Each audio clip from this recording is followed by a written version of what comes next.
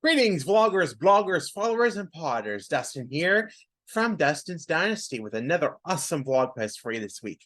It's been a week, just a little bit, on where we're standing as far as the writing.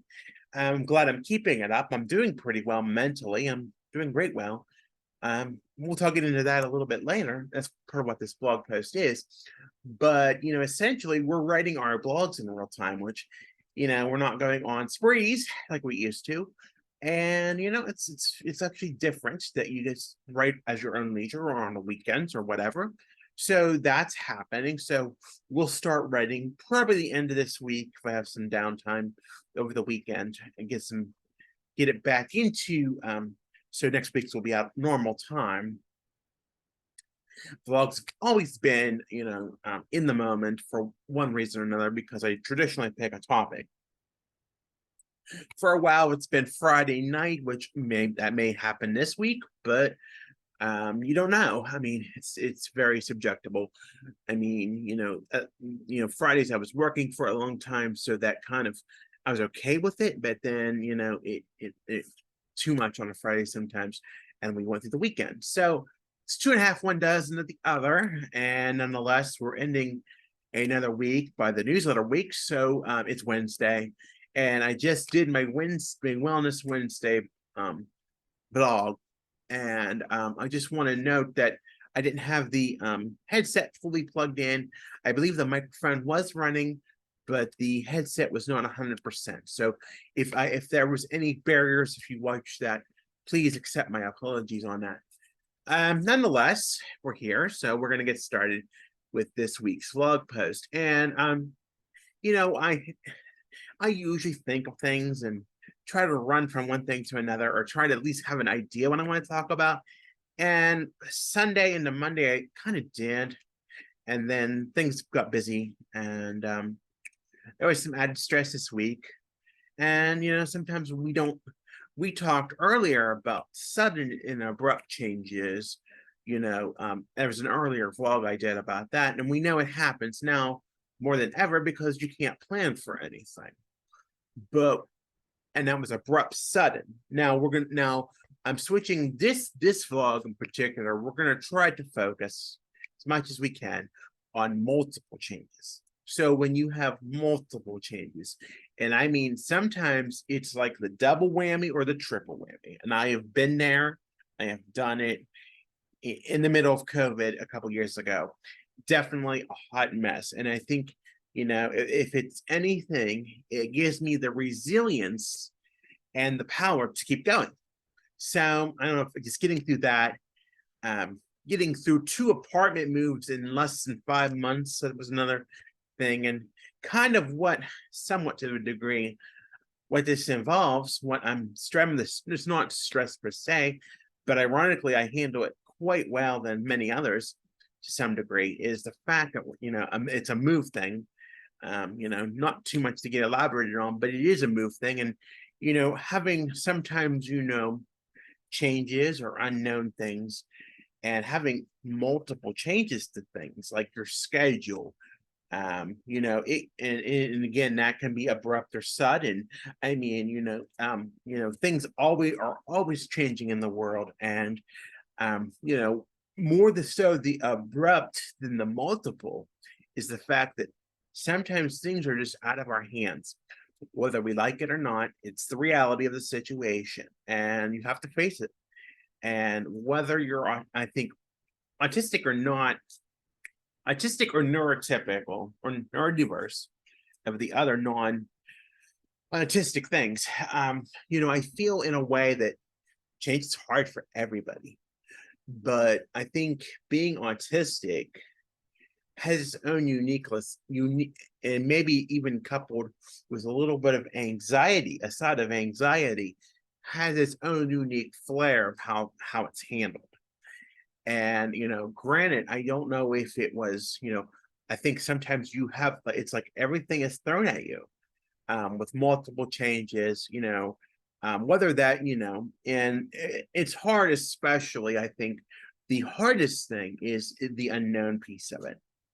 And when you don't know what something is, or the how and why or not having the explanation there.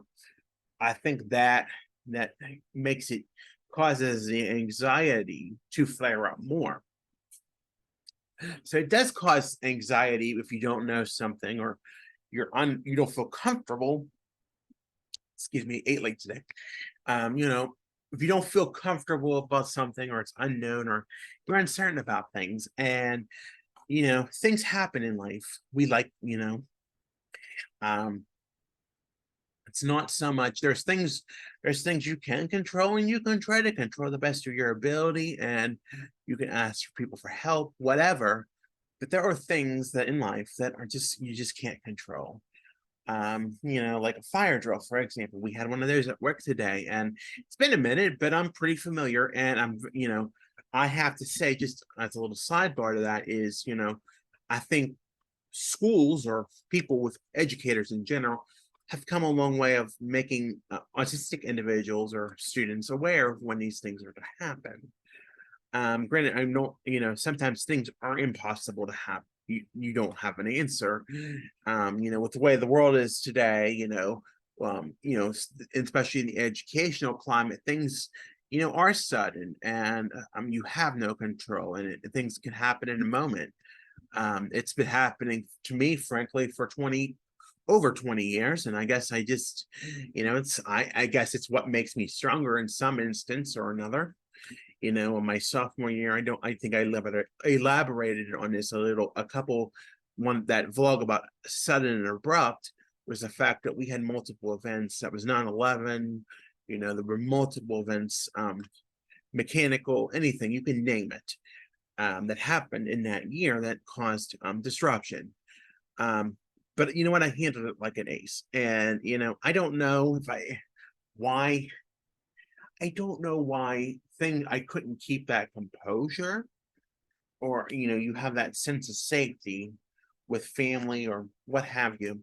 And I mean, I guess I still have the sense to some way as I view it as a sense of venting, but I think people should, I think the venting, when you do the venting to the close family or those that love you the most, I think it comes across as hurt, but you're really seeking answers to it, however you want to see it.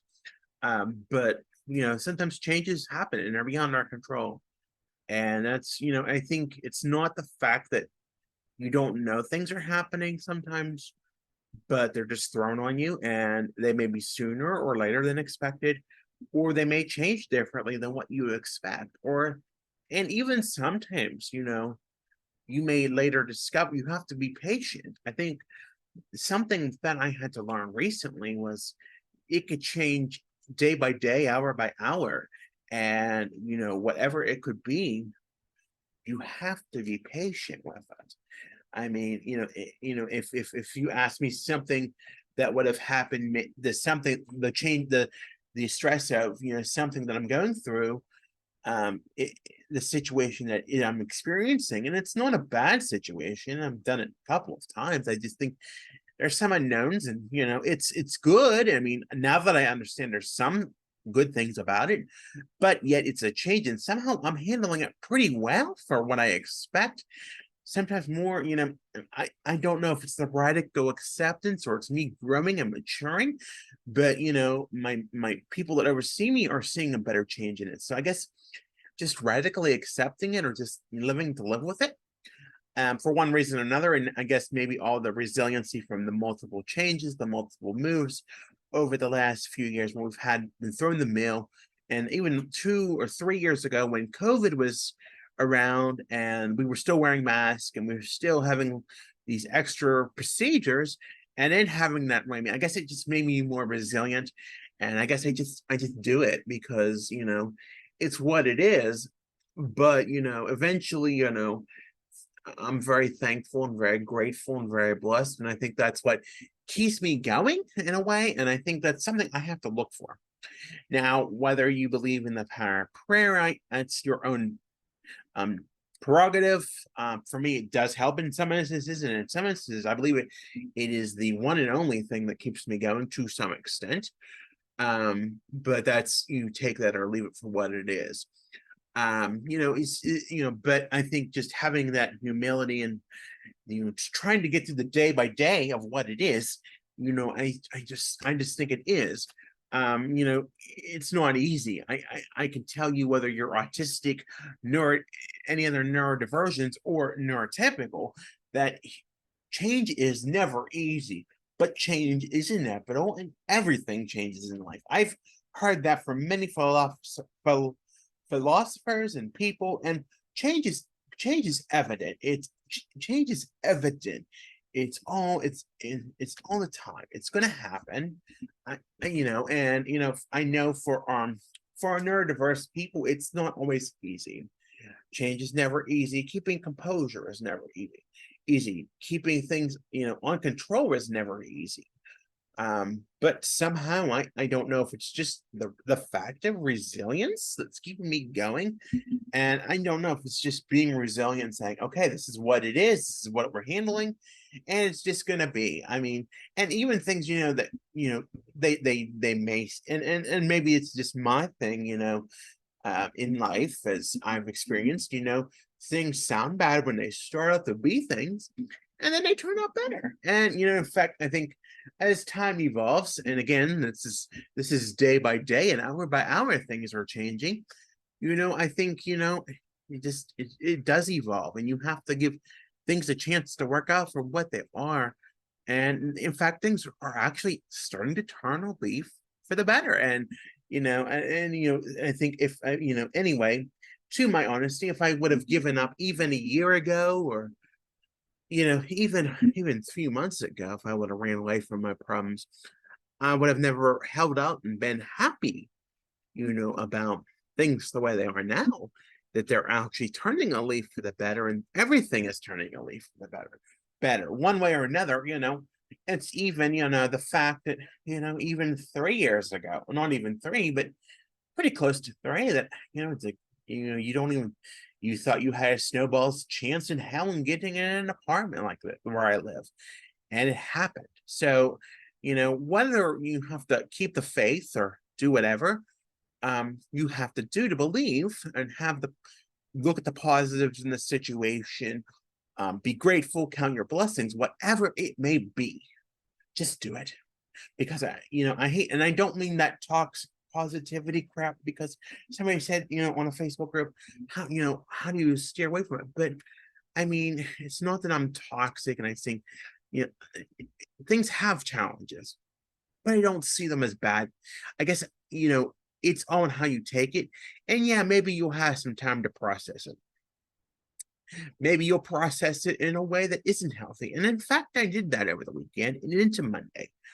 I was very negative and very outgoing negatively towards my mother. And many times I don't know if I've elaborated so much on YouTube about it. But the fact is, I can be very verbally abusive to my mother. And I think if you read in some Facebook pages, some blogs, whatever, there's, and even, some TV shows, you see this effect where where we, specifically when I say not even, no alone neurodivergent individuals, but we look at the fact that sometimes, we take our anger because, or we become dysregulated, or our anger dysregulation on those we love the most, because we know that we're safe doing it.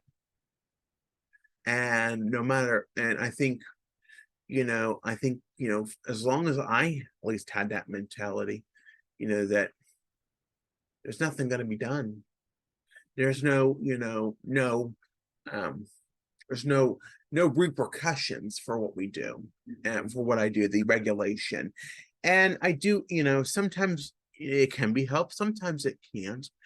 And sometimes reality hits, when family members or those who love a neurodivergent individual are at their wits' end. And I look back, 23 years ago, and around this time, and it's August. And I think specifically even this date, or maybe yesterday, I'm not 100%. I didn't, through trauma and other events, for what they are, I was very at the time very physically aggressive, um, verbally as well. I won't deny that, and it was towards those that love me and those that support me. Eventually, that trip through the course of 2000, the year 2000, and the latter end of 99, I was spent multiple inpatient hospitalizations. Around this time of 2000, it would be my last hospitalization. And from that, I learned my parents were getting me the care that I needed. They advocated more than anybody in 2000 ever thought they would. They knocked on doors, they went to sites, they got me the care I needed, even when the systems said they wouldn't give it. And they fought tooth and nail to get me where they thought I needed to be. They did paperwork, they did the document search, they did it all. I don't know if that necessarily saved my life to some degree, but it got me where I somewhat am, at least with the psychotropic medicine that I am today. And things happen, and I wouldn't say that it was an end all catch all, but it got us a little better than where we were 9 months prior. Eventually, it did the physical piece for the majority did go away, except in heightened events, and eventually in COVID it stopped for one reason or another. I believe, that the saving grace, again, this is again with the multiple changes and, not, all that business. I think what saved it was getting this apartment. I really am still to this day in a belief that if I did not get this apartment, that I would be, I'm in a care home, in a hospital, in an institution. Whatever you may believe, you want to believe, but that's where we stand. So I guess if that made me more of a warrior, I guess that's what it is, and what makes me refrain from the physical aggression. Now, granted, it's not been public physical aggression, public meltdown, public dysregulation for about 12 years now. Nonetheless, I still did it not in the public eyes, and I will openly admit that. However, that has ceased for the last 3 years again, but it becomes more verbal at times. It can become verbal, whether we have disagreements or I'm not regulated or whatever that may be. But for the most part, I am regulated, but in some moments I am not. And one of those moments, if we're circling back around to the multiple changes piece, which I'm going to double title this because it is really two. It's really the dysregulation piece, but it's also the multiple changes and how that can affect, the fact that it does cause dysregulation, and how you're just compromised so much that you hit your breaking point. And I don't think it was the fact. It may have been there was a lot going on the past few days, and maybe I just hit the breaking point. It was a big change. It was sudden. It was short notice, and it was just what it was. Now I'm a little calmer, and I was for the most part pretty calm yesterday, and much calmer today. And even when I left, even though things went down today that I can't control, for one reason or another, and they're nothing to do with me. I mean, but they can cause, anxiety, attention, whatever. Reality is I walked out of work today in a much better spirit than I had been in some time. So again, it's all about that composure, that grace. That's really what it is. I mean, I don't know if it's just that composure, the grace, or just the resilience of it, that I'm just so resilient to change anymore that it's not really that effective. And sometimes things do work for the better, and I will circle back to that. It does work out for the better if you give it a try, for what it is. So you just got to give it a chance. Got to try to get any accommodations that you can. Try to have a scope of whatever you're doing, or try to get some knowledge if you can. Now, you can't always get knowledge on something that could affect you, or you may not be privy to information. You may, but if you work good enough, you can maybe have a try, and maybe they'll understand, and sometimes if they know you enough or may understand your need enough, and I think that's the thing, I'm thankful that there's people that know me, that there's people that know my diagnosis. I don't even like to say it like that because it sounds like I'm disabled, but my autism, let's just go with that, and my other challenges, because I feel that I somewhat lie in the ADHD field and the anxiety. So I think that's pretty much, open knowledge. But I think the fact is they know what works for me, and I didn't even have to say the words. Sometimes they understand barriers and they meet them with me. So, I think that's sometimes you have to advocate, and sometimes that's where your advocacy umbrella comes into play. Whether that be self-advocacy as an adult, if you're able to do that, or whether that's just being the fierce mom advocate like my mother was decades ago, and for in fact she still can be when she needs to be. So I think it's all in how you see it. But again, it's the advocacy, self-advocacy piece of it, but it's also knowing how to keep your composure and having resilience. So with that being said, I want to thank you again for listening. Going to rain tonight, going to be windy tomorrow, it says here, so that's always looking good too. Be sure to follow me. I'm sure to like and subscribe. I thank you, the new subscribers, for joining. I also want to say thank you real quick for the new Facebook followers. I definitely getting a new following out because I'm getting into more communities, and I'm very proud of that. I'm doing the work, and I'm finally in a good place where I can start to work a little more on it, if once things clear up with all the stresses of life. So, moving, and so that, it's always a blessing to have more people on and see the things and try to get the word out there, and it seems to be working very well. Be sure to like on Facebook, Instagram, Twitter, Pinterest, and YouTube at Dustin's Dynasty. I'm on the web. That website is www.dustinsdynastyusa.com. There you will find blog posts and writings of all kinds and many, many resources. And lastly, if you want to know where everything is, go to Linktree. That handle is Dustin's Dynasty. Well, I want you to take care. Have a good week. Take care of yourselves. Stay safe out there, and we'll talk to you soon. Bye for now.